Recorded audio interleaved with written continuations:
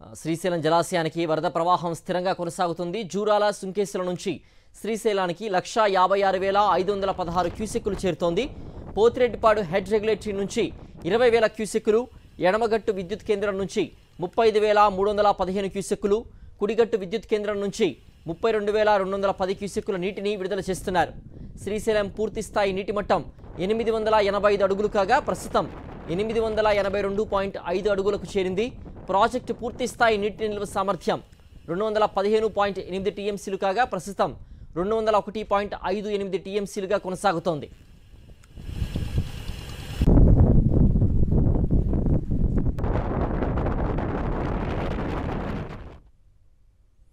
నాగార్జున సాగర్ ప్రాజెక్టుకు వరద ఉధృతి పెరుగుతోంది. శనివారం సాయంత్రం 6 గంటలకు 565 అడుగులకు నీటి మట్టం చేరుకుంది.